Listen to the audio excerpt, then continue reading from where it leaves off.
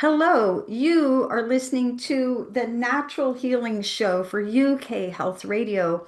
I'm your host, Catherine Carrigan, medical intuitive healer, Amazon #1 best-selling author. You can find out more about me and my work at catherinecarrigan.com and unlimitedenergynow.com. While you're there, definitely sign up for my newsletter so you can learn even more about how you can heal yourself naturally. Now, our guest today is Kelsey Marie. Kelsey Marie is a somatic experiencing practitioner and holistic life coach. And you can find out more about Kelsey Marie and her wonderful work at her website, kelseymariewellness.mykajabi.com. Welcome, Kelsey Marie. Thank you so much for having me. It's a pleasure to be here. So, Kelsey Marie, you are a somatic experiencing practitioner. What exactly is somatic healing? Somatic healing, in the most simplest form, is body-based approach to healing. This can come in anything that connects you to your body and gets you out of your mind. Some of us may know this already, some of us may not, but the body keeps the score, meaning that the body holds all of your life experiences, past life experiences, trauma, hurt, all of it in the nervous system and all parts of your body. So, somatic healing is essentially just reconnecting to what you're holding in the body. So, lovely explanation. And I 100% agree with everything that you're explaining. So, Kelsey Marie, in somatic healing, we work with the nervous system. And what exactly is interoception? So, interoception is basically just your inner world. It's your ability to connect to your inner senses, and it's your ability to be able to feel yourself. Most of us, some of us, we have a hard time even feeling our heartbeat sometimes, or feeling tension in the body, or feeling if we're actually hungry or thirsty. We don't know exactly what our body needs. So, interoception is having the ability to feel those inner senses. Fantastic explanation. And to that, I would add some additional insight for our audience. Proprioception is about knowing where you are in space. So knowing how your body is in relation to your posture and so on, and where you are in how you're sitting, how you're standing, how you're lying. So interoception, so the proprioception is actually a fairly fast system in the nervous system. The interoception, that deep inner feeling that you're talking about, is based on our vagus nerve, and it's actually a slower system. So it takes our time. We have to go deep into our body feelings. And a lot of times we ask each other, well, how are you feeling today? And that's a good question. Another better question is actually, what are you feeling? What are you feeling? What are you feeling in your heart, in your body, in your head? What are you feeling? So, Kelsey Marie, how did trauma, pain, and illness alter our internal maps of the body? Yeah, so your body keeps the score. It's mainly held in the brain and what we think is keeping us safe. And when we experience trauma, chronic pain, and illness, it's easy for us to dissociate and disconnect from certain parts of our body because we're feeling unsafe. It's feeling overwhelming. It's feeling very painful in that moment. And so our nervous systems can also shut down the awareness as a protective mechanism, going into like a functional freeze state, numbing out, tuning into numbing out behaviors and habits. And the body map is essentially just the map within the brain. It's the vagus nerve, really. Yeah, Yeah. great explanation. And for our audience, you have two sides of your nervous system. The sympathetic side of the nervous system allows you to respond to stress, and the parasympathetic nervous system allows you to relax. Now, in the parasympathetic nervous system, every neuron is only connected to about five other neurons. In the sympathetic nervous system, every neuron is connected to at least 20 other neurons. So, in a nutshell, you are programmed to survive, not to thrive. You're programmed to survive, not to relax. And so, when we're talking about healing, an unwinding stress. We have to make an effort to relax. We have to make an effort to tune into how we're feeling. We have to make an effort into asking ourselves the question, what am I feeling? And I'll never forget years ago listening to Candace Pert, a female scientist. She was the co-discoverer of endorphins.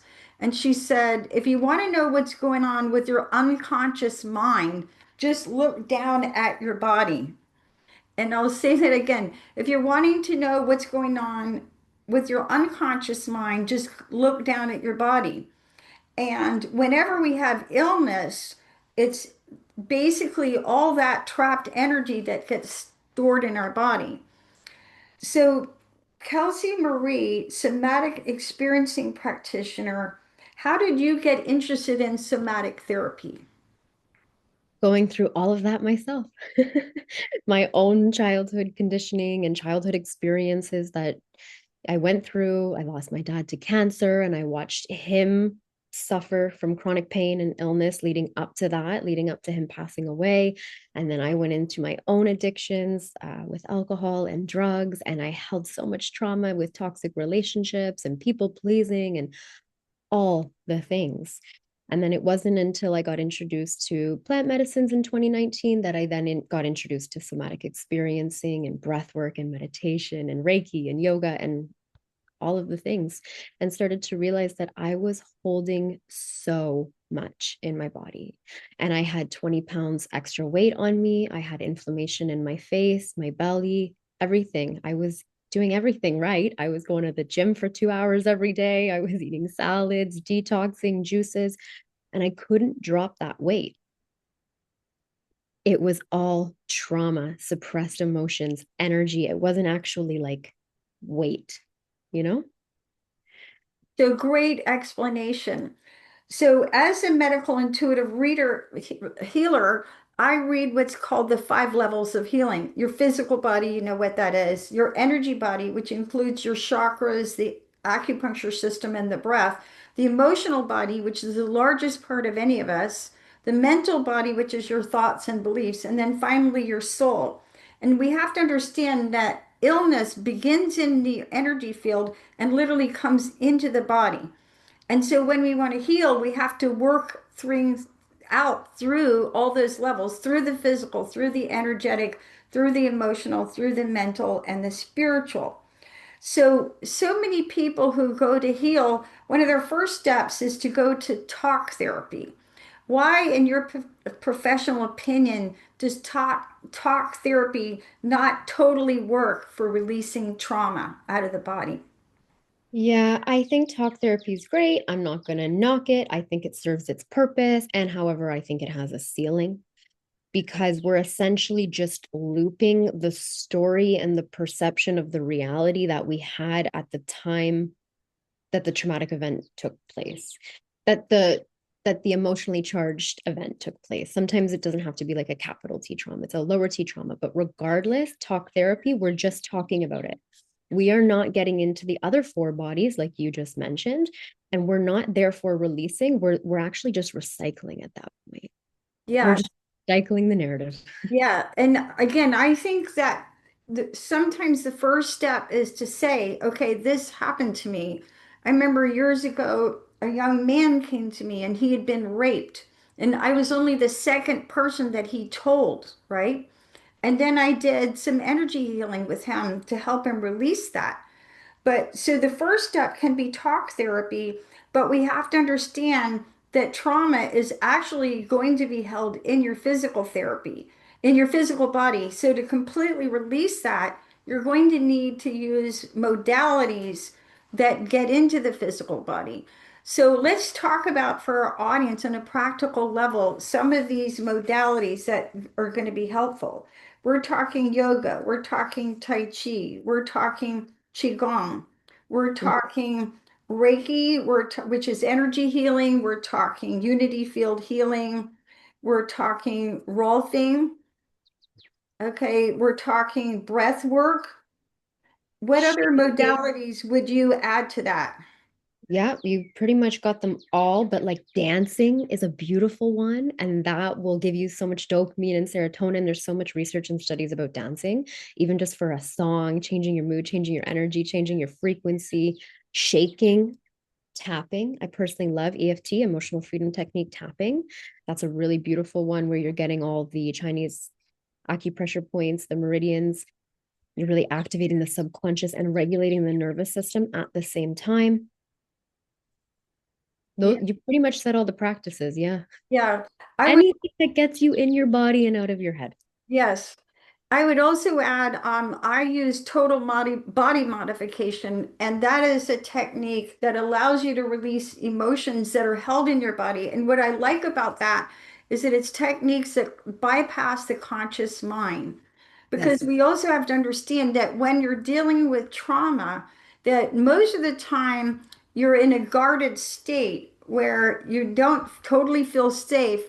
And so you want to bypass that conscious mind to release the trauma without activating defense systems. exactly. Now, Yes. Kelsey Marie, you shared with us very generously that you had used somatic therapy to overcome addictive patterns. How do addictive patterns cause us to disconnect from our body and our emotions?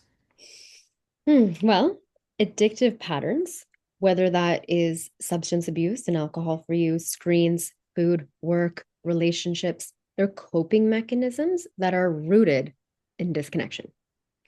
So that's how they keep us disconnected because they are acts of disconnection. And so, if we're feeling unsafe, uncomfortable, not confident, perhaps in the moment or in our bodies or minds, we'll reach for something outside of ourselves to escape what we're feeling inside because we've been taught for so long to suppress those emotions, to suppress those feelings. It's a weakness, it's a vulnerability. And so, therefore, we live in the mind. So, over time, we continue to repeat that habit and it becomes a pattern of suppression, which therefore becomes a pattern of disconnection. Yeah. Great explanation. Yes. And when we're going through trauma, let's say you're going through a sexual trauma, it's very common for the soul at that time to disconnect from the body. And we have to understand that that disconnection is actually a survival technique. Yes. So we need to learn how to feel safe coming home to our body. So, Lisa, Kelsey Marie, how did you learn how to feel safe in your own body? I would say it's through the somatic experiencing processes and just working with a somatic therapist and going through years of that because before that I was doing the talk therapy and that just wasn't working for me personally. And just building that safety, that reconnection with my womb space because there was also sexual trauma there for me as well. And just feeling more confident in my body, right? As a woman, especially, that's so empowering to be able to feel safe and confident in your own body. Yeah. So, Kelsey Marie, as a somatic experiencing practitioner, why do people need body work to heal completely from trauma? Because your body keeps the score and your body holds the memory. So you may have processed it at a cognitive level, mentally and emotionally. You say you're over the event, you're through the event, it doesn't serve you anymore. Yes, you can think that. And also, if the body hasn't processed it, it'll show up as illness and disease and chronic pain eventually. Like it's going to manifest itself physically, no matter what, if it's not moved, because where does it go? It it it doesn't leave, it just stays there and it manifests. Um, and it will also show up in your relationship dynamics too, in your communication skills, in your ability, because the body doesn't feel safe because it's still holding the memory. Great explanation. So, Kelsey Marie, we started by talking about the difference between interoception, which is that deep inner feeling and about what we're feeling, and then proprioception, which is about knowing where we are in space. How does diving into our deep inner feelings help us to feel and help us to heal? Building self awareness around your feelings is so important because we're so disconnected from our feelings. How can we communicate properly? How can we thrive in our workspace? How can we thrive with our health goals? How can we thrive in all areas of our life if we aren't actually aware of what we're feeling? it's all like a distorted reality because it all becomes like this projection too, right? Yes. So tell us more about projection.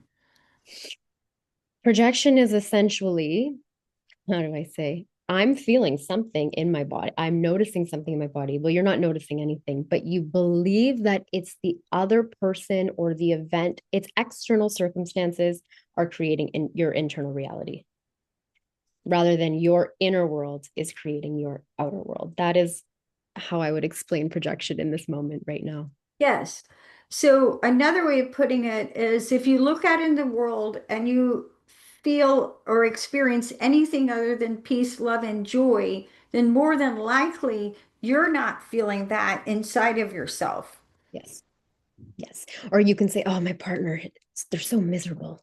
Oh, my boss, so catty, you know?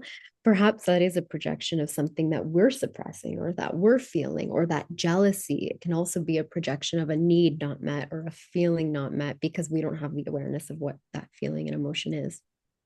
And with that, let's take a break and listen to a message from one of our commercial sponsors.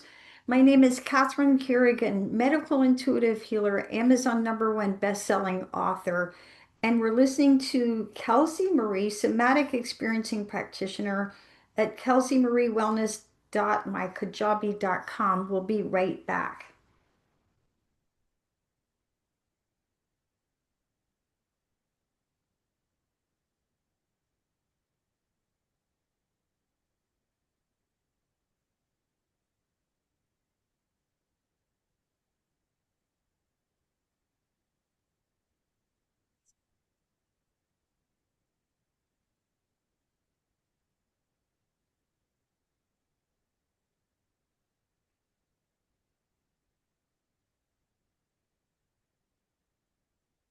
Kelsey Marie, somatic experiencing practitioner.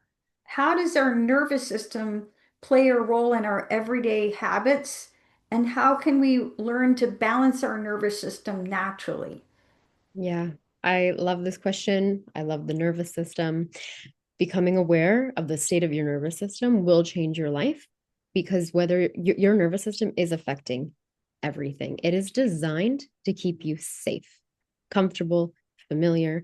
So, therefore, if you are in a habit, a behavior, a program, a relationship, if you are in something in your life that's not serving you, or you're feeling stuck in some sort of way, stuck in stress, pain, illness, you name it, you're stuck.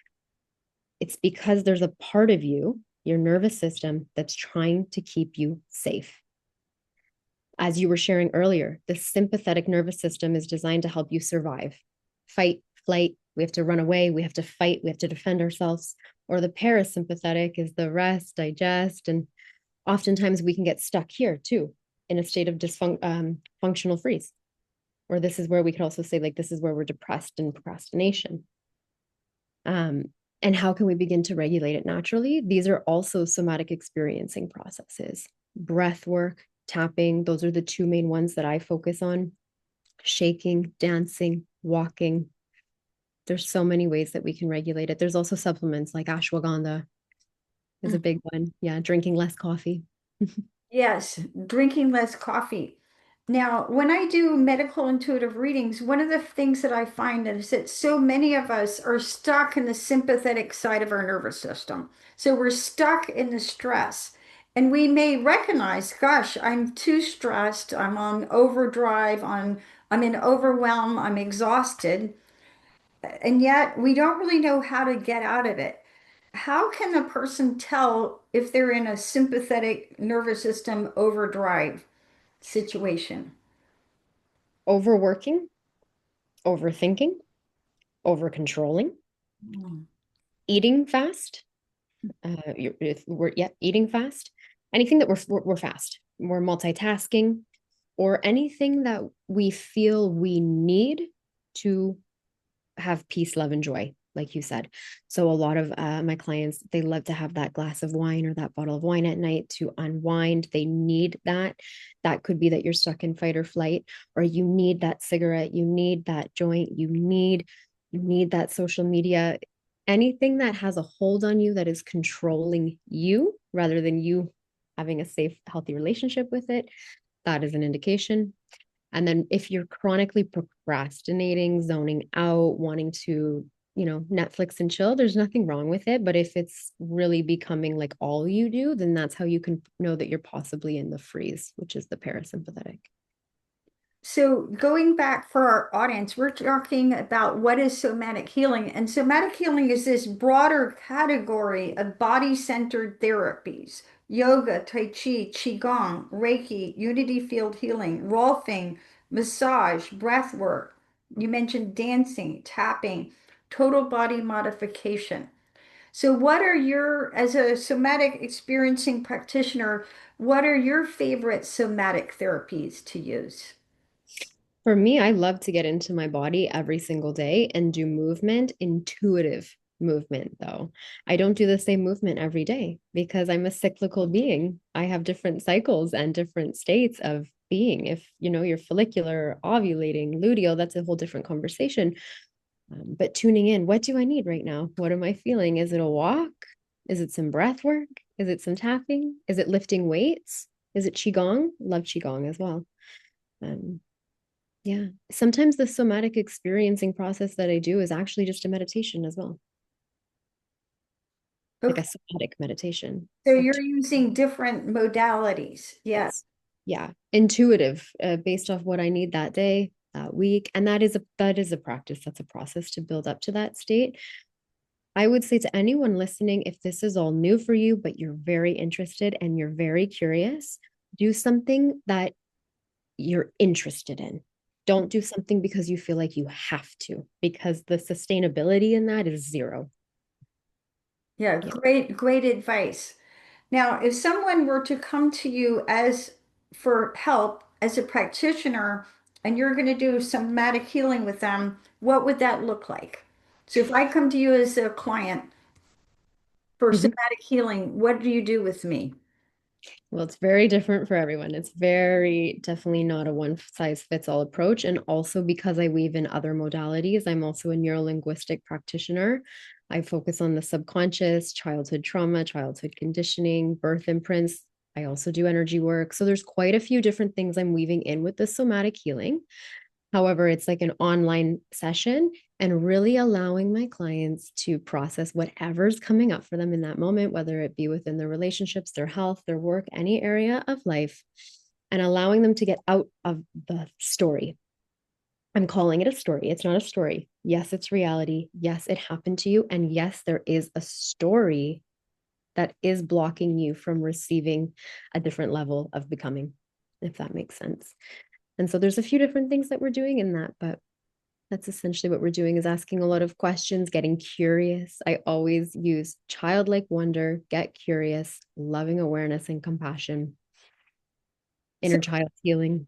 yeah, Kelsey Marie, I love that you brought up a person's story.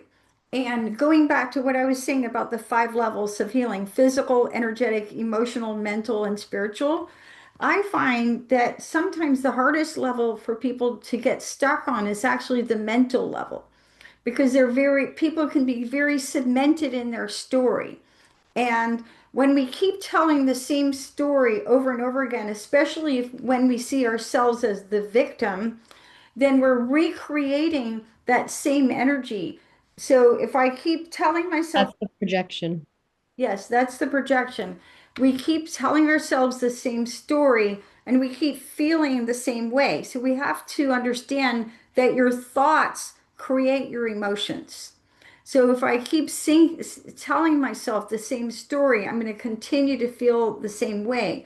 Yes. And, one little simple exercise that I recommend for people on changing their story is first of all, write down your story, whatever that happens to be.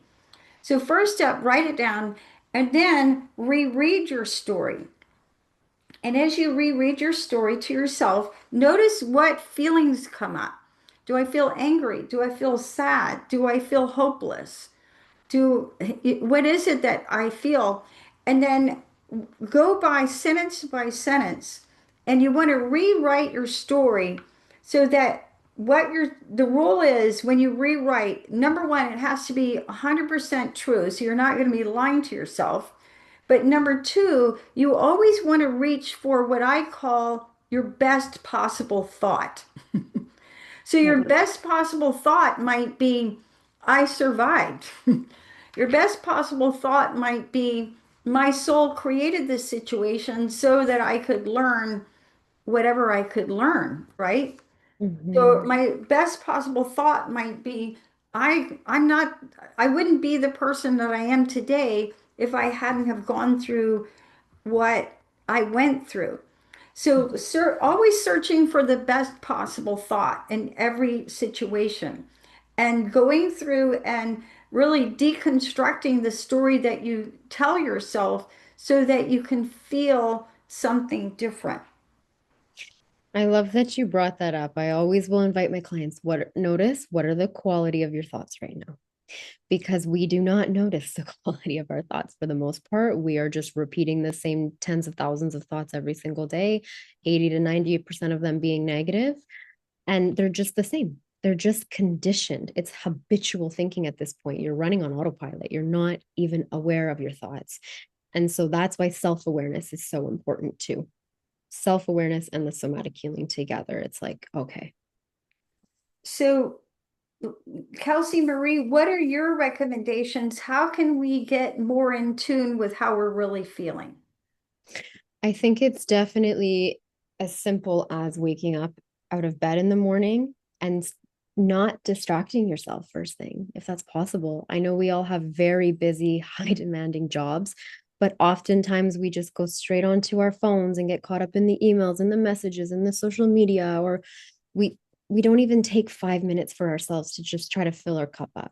Or to even, we're downstairs, we're making breakfast, we're doing coffee, we're getting the kids out, doing all these things. What are the quality of my thoughts? Can you set an intention with yourself that day? Today, I choose love, joy, and happiness. Even just little things like that, that can start to rewire and rewrite the programming, will really help you. And of course, we all have different dynamics. But if you are a busy mama, you're a busy parent, you're a busy entrepreneur, like you feel like you don't have time for things, you don't find time, you make time. And so I encourage you to make time, 5 or 10 minutes every single day, whether that's the morning, afternoon, the evening. Make time for a practice that you love. Don't do breath work if you hate breath work.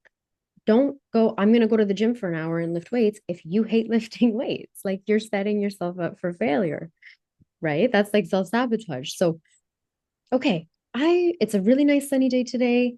I'm going to go for a 10-minute walk because I love walking and listen to podcasts, listen to music. Amazing. Just do that.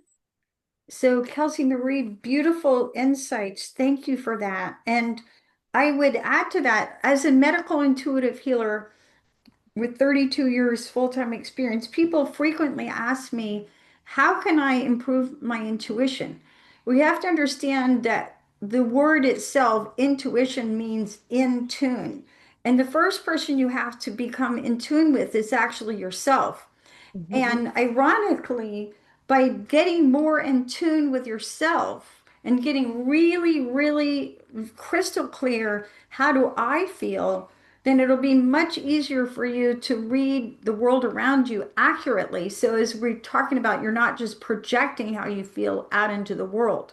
Mhm. And a real simple practice that I would add to that, to what you said, is get by yourself. So many people in the world are high in clairvoyance, sorry, high in clairsentience, which is psychic feeling. So Mhm. get by yourself. You want to be alone, so you're not merging your feelings with other people. Get by yourself and ask yourself really simply, what am I feeling? How am I feeling? What am I feeling? Where am I feeling in my body? And the more that you connect with what am I feeling and where am I feeling it in my body? Oh, I'm feeling a little congestion in my head, and I'm feeling a little tingling on the outside of my left knee, and I'm feeling a little tension in my belly.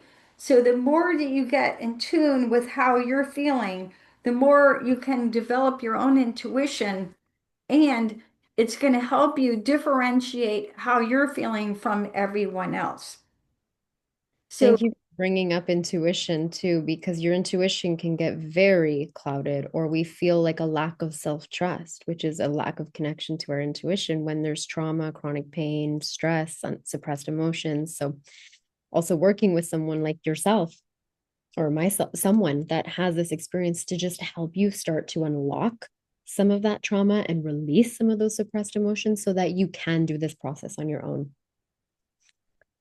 great information. And with that, let's take a break and listen to one of our commercial sponsors here at UK Health Radio. My name is Catherine Carrigan, medical intuitive healer.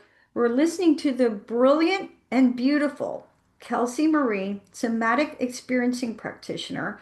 You can find out more about her and her wonderful work at kelseymariewellness.mykajabi.com. We'll be right back.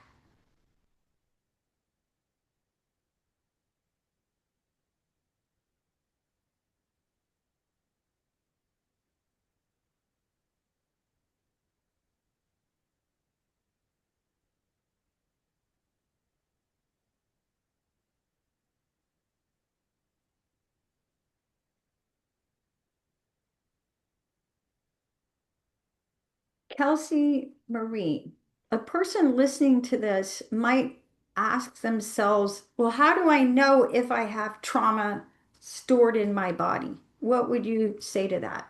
How can a person tell whether they have trauma stored in their body? Again, it's a broad spectrum. It's different for everyone depending on the severity and the intensity and the duration and how much trauma. Essentially, if you notice yourself getting very easily distracted, procrastinate, like so there's a severity of it too, right? We all procrastinate things. We all can all get distracted. This does not mean you're a traumatized person. However, if you're noticing that you're almost like you're frozen, you're feeling really down, depressed, you use the word hopeless, like hopeless, hopeless, you're feeling that lack of connection within yourself and therefore with others. If you physical symptoms will be chronic pain, illness, you're constantly getting sick, autoimmune diseases are a big one. Your skin is a massive one. Eczema, psoriasis, acne. There's so many different ones. Hair loss. Mm-hmm.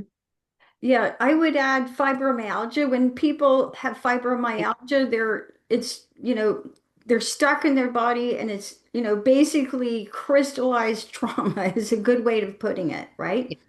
Yes, absolutely. Chronic fatigue syndrome is Yep. a big one as well. So fibromyalgia, chronic fatigue syndrome, right? You're drinking all the coffee all day, you're feeling exhausted yet wired at the same time. That's a dysregulated nervous system as well. If you're constantly stressed out, angry, frustrated, looping in those patterns of conflict within yourself and your relationships, there's more than likely unsuppressed trauma in the body. Inflammation too, like just like puffiness. A lot of women come to me and they're like, I can't drop this extra 10, 15, 20 pounds. I was talking about it earlier, but that's a big indicator that there's trauma there. Yeah.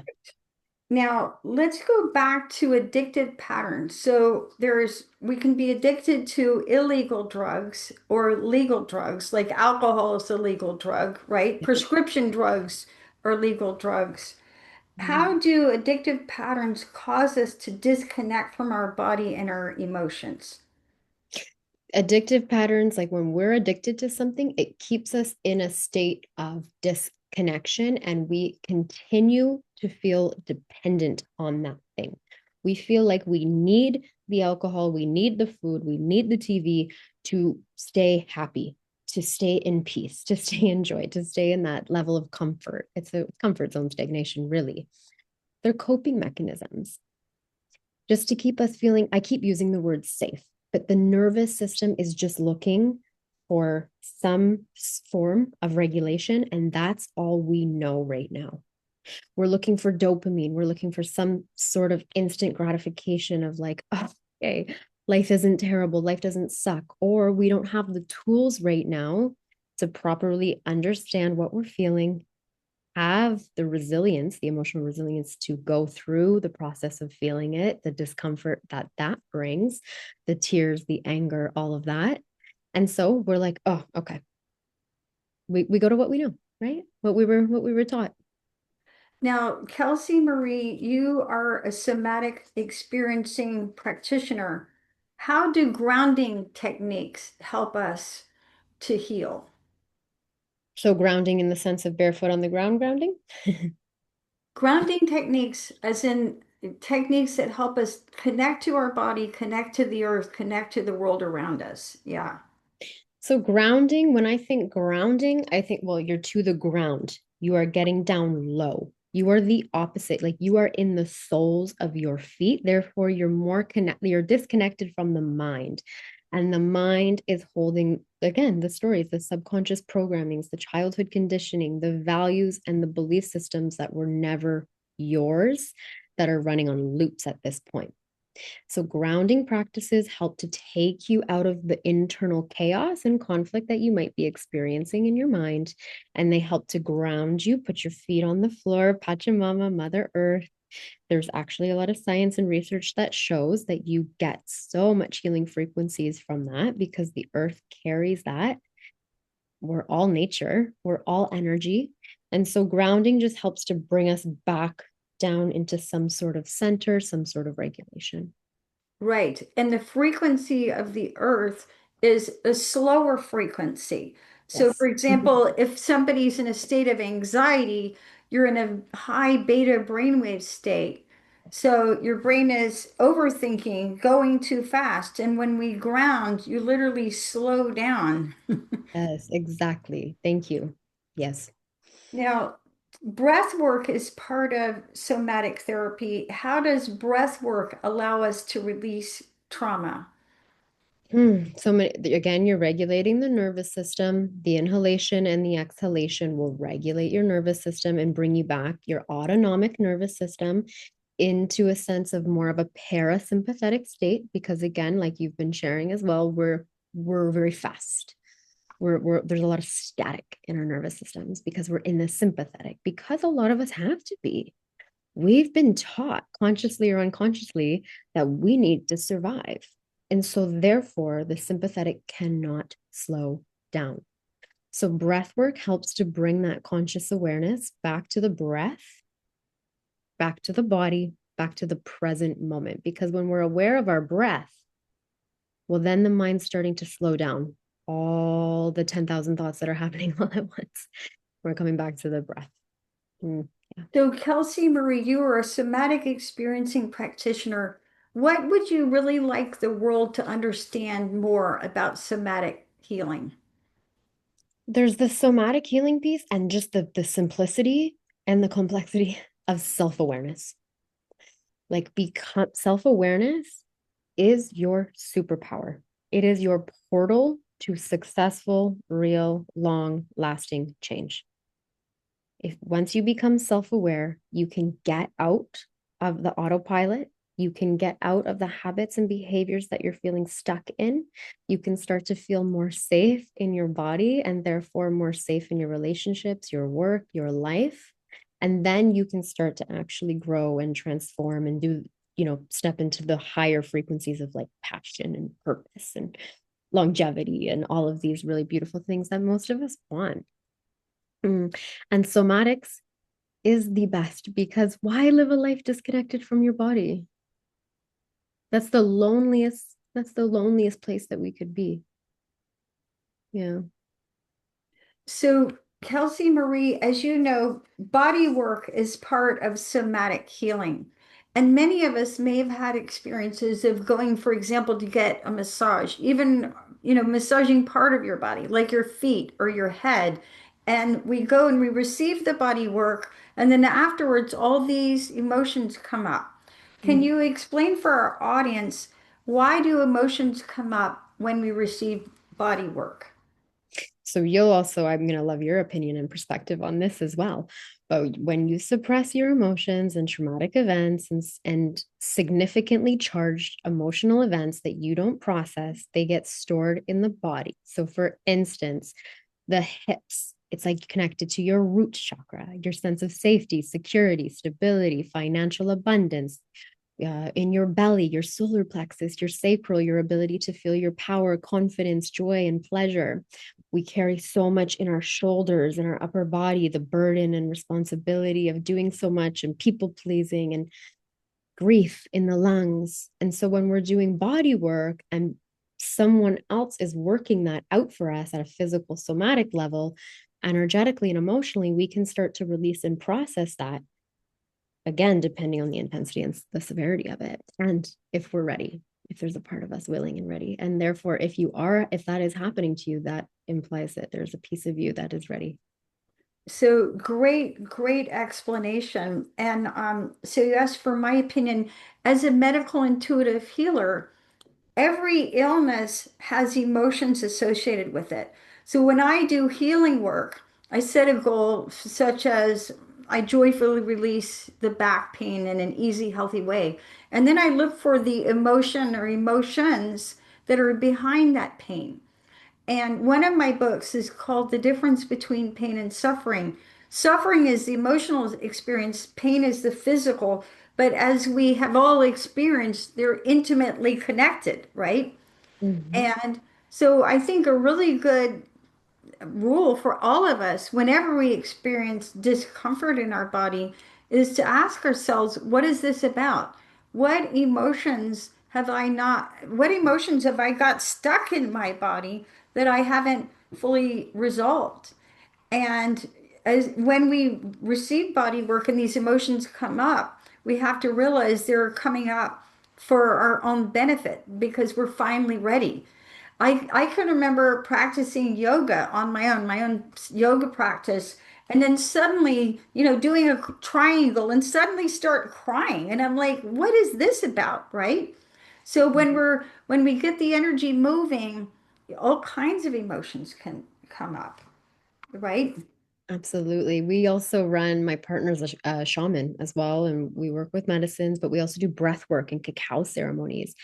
And it's so interesting. He'll always say, pain is inevitable, suffering is a choice. And that came up for me while you were sharing, because the suffering, we choose to hold on to that. We're choosing to suffer. Now, this might be really triggering and confronting to hear for some of us, but pain is inevitable. We're going to go through hardships and challenges, and we're going to experience the pain, but the suffering is a choice. And in ceremony, we also, and in breath work, we get to actually breathe into the parts of our body that are holding onto that pain and that suffering. So, Kelsey Marie, you are a somatic experiencing practitioner. Let's talk for our audience about the long-term benefits.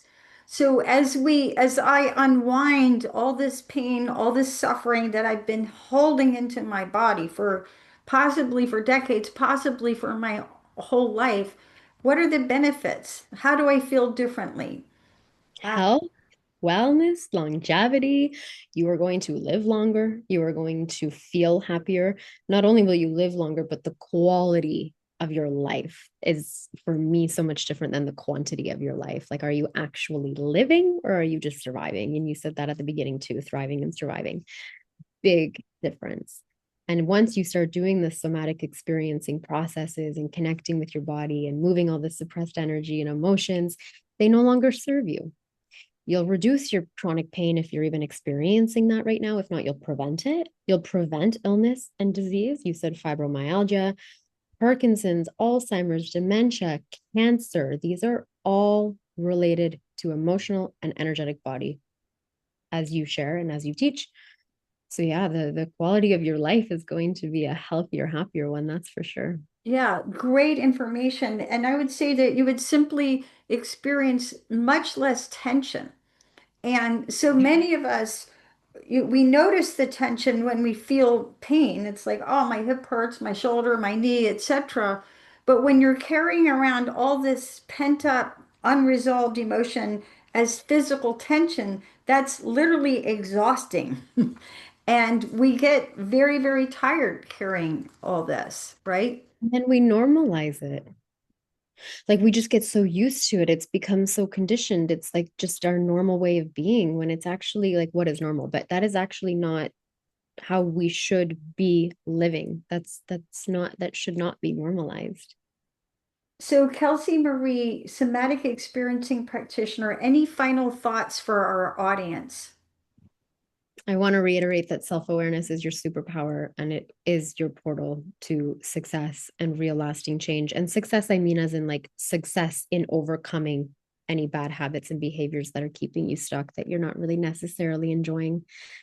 And somatic experiencing and somatic processes will be your gateway to living a healthier, happier, longer, more confident life. Yeah. Great, great information. And it takes compassion to feel your feelings. It Yeah. takes courage to feel your feelings. And you need to feel safe in order to feel all of this. Yeah. You've been listening to the Natural Healing Show for UK Health Radio. I'm your host, Catherine Carrigan, medical intuitive healer, Amazon #1 bestselling author. Our guest today has been the beautiful and brilliant Kelsey Marie, somatic experiencing practitioner and holistic life coach.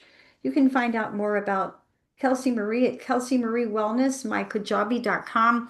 My name again, Catherine Carrigan, medical intuitive healer, Amazon #1 bestselling author. You can find out more about me at catherinecarrigan.com and unlimitedenergynow.com. And remember, when you want to heal naturally, you have to reconnect to your physical body. Thanks so much for listening, and we'll see you next time.